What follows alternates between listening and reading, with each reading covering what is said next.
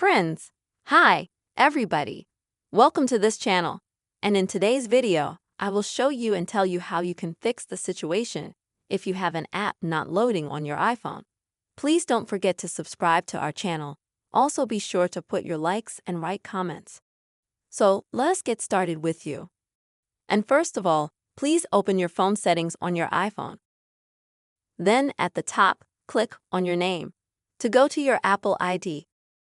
Scroll down to the bottom, where at the very bottom you'll find Sign Out. Then you'll need to enter your Apple ID password in order to log out of it, after which, after half a minute to a minute, you can re-enter your Apple ID. So it'll refresh a little bit, it'll reboot, and maybe it'll help you download an app from the App Store.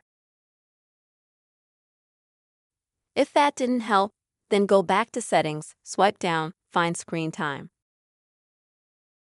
Then scroll down to the bottom, find this section, go to it. And now select the app. And this is where you need to make sure that you have all apps allowed to sign in.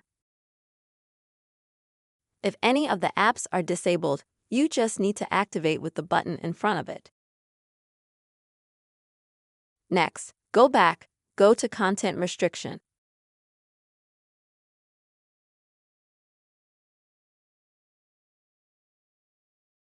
And here also go to the app, and you'll need to make sure you have 17+. If your content limit is off, you can easily increase it like this. After that, you can re-download the app from the App Store. If this method doesn't work for you either, then go back to Settings.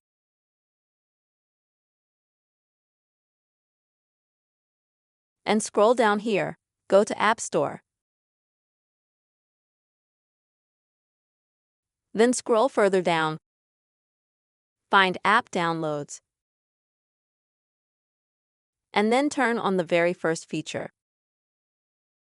After that, I think you will be able to download the app to your iPhone already. In case this method didn't work for you either, then just swipe down from the right side of the screen to enable airplane mode. This will help you reset your mobile network, your data, your Wi-Fi, so that maybe you've got a dropped connection, a bad connection with your mobile carrier, or a bad Wi-Fi connection. That'll help you reset that connection a little bit. That'll help you solve the problem as well. If all of the above doesn't work for you, then the only way out is to reboot the phone so that you can refresh it a little bit, so that it can rest, so that it can clear all the cache that has built up over time.